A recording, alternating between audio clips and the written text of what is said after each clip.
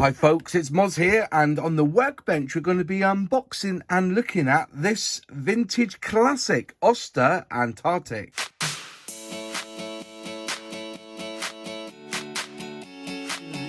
So Airfix announced this at the beginning of the year that they were going to be re-releasing this and reboxing it and adding it to their vintage classic range. First seen back in 1958, it was then released again 4 years later in 1962. It was then released in 1967, 1973, 1979 and also in 1980.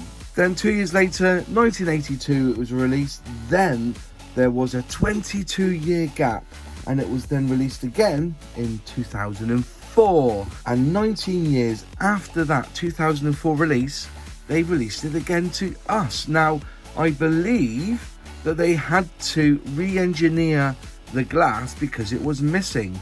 So hopefully in this kit you're going to get a nice bit of clear for building your model with. Bog standard sized box for the Airfix Vintage Classic range. Again, Roy Cross box art, and you can see there's like some sort of like fishing vessel in behind.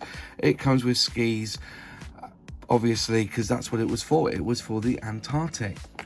So, side of the box, a little bit of bump there about it. 1956 Commonwealth Trans-Antarctic Expedition turned to the Auster Aircraft Company to modify two dual control T-7 aircraft as reconnaissance and support for the expedition. And I think they spelled expedition wrong there, definitely. And the Auster Antarctic is an exceptional air observation post aircraft with great short field performance, finished in a high visibility scheme and featuring additional radial equipment, larger tail surfaces and the ability to be fitted with either floats or skis. So there you go. So yeah, unfortunately I'm going to just bring that back up again.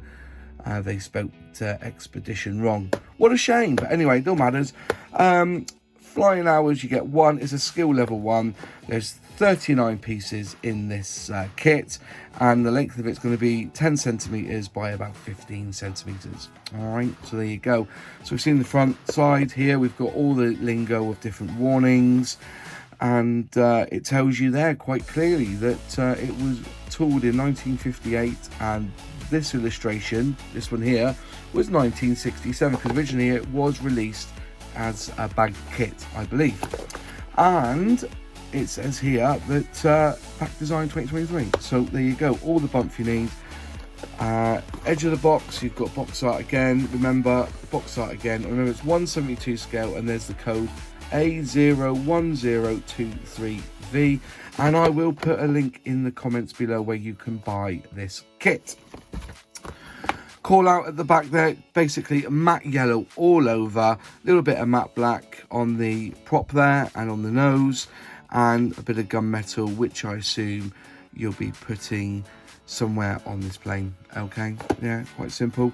Cartograph decals. So and the thing about vintage classics is that they do actually redesign the decal sheets, so you probably get a little bit more stenciling with them as well, but we'll have a look. So I've not seen inside the box, but we'll have a look now. But before I unbox this, can I ask a favor? 80% of the people who watch this channel aren't subscribers, so if you can be a subscriber, it would really help. Just click subscribe, ring the bell, click all, and you'll never miss another video that I release on this channel. And becoming a subscriber really does help. So it's a side opening box, and inside you're going to get an instruction manual or an instruction sheet. We'll have a look at that in a minute. And first off, we go to the decals, and there you go, decals there. As I said, with more stenciling. You wouldn't have got this with the original kit, so they've gone in there and they've redesigned and put some decent decals in on this kit, and they look pretty crisp as well. Look at that, very, very nice indeed. The roundels look really good, very centered. The red dot in the middle is really centered, and it looks like it's only one scheme. So yeah, not much there to say on that. Onto the instructions, and I'm not gonna say anything more than they don't remake the instructions. They basically use what was in the original kit and they make them look a bit clearer. So it looks quite simple really. It looks like two fuselage halves, then you put the prop on and the nose together. Looks like that must be the exhaust pipe there, and together there's the pilot there. Then you've got the fins on the back, putting on the wings, looks like two-piece wings there, and more of the front there. Going down through, then you either have a choice there of putting on wheels, it looks like, or skis, not floats. Oh, hang on, you've got a choice of three. Wow, I do apologise, you've got a choice of three there. You can either put the wheels on, the skis on, or the floats, depending on what you want to do, and that's it. It's really simple. One sheet. One sheet. There you go. So let's get the kit out, shall we? Let's have a look at the plastic. And basically you're getting three trees. So let's look at the first one. You basically got your wings here and the fuselage on one piece. You can see there it's got copyright 1959. It just shows you how on the ball Airfix was back in the day. You know, this plane was only out in 1958 and they already got a tooling out in 1959. So yeah, a bit scratched up at the back, but you won't see that. But yeah, raised lines obviously on this one. Quite a chunky square looking fuselage as well. So, but very small. You know, it's a very small plane, but should be fun to build. So there's the first sprue. Onto the second sprue, which has the tail on the fins on the back, and you've got looks like the floats here. You've got the floats, or you've got the wheels. No detail on the wheels, they're just basically donuts, just donuts on here.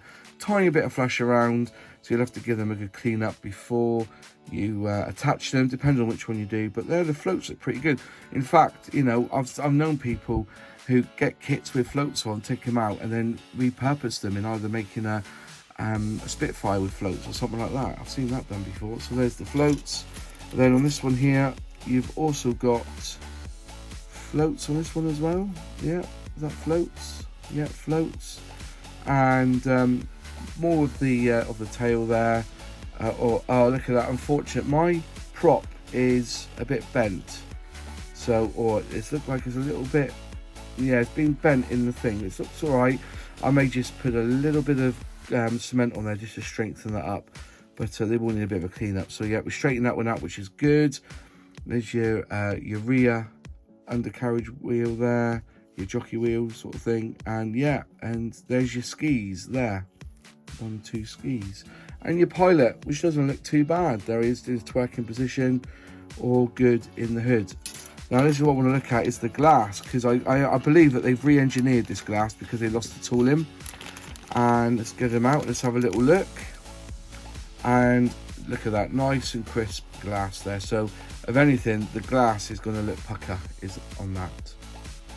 There you go, very nice indeed. Just 2 pieces, and that should be it. So there you are, there was an unboxing and a quick review of the Auster Antarctic from Airfix, new addition to their vintage classic range.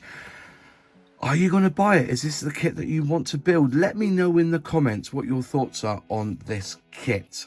Anyways, thanks for watching. If you liked the video, click like. If you haven't subscribed yet, please subscribe, ring that bell, click all, and you'll be notified when I release a new video. Any questions, any comments, put them in the box below because I do reply. And if you would like to help the channel, you can become a channel member by clicking join and selecting one of the 3 options to become a member of this channel. And those on the screen now are channel members, and I appreciate their kindness in supporting this channel. If you've not seen my last video, click here. If you'd like to see other videos, other unboxings, click here.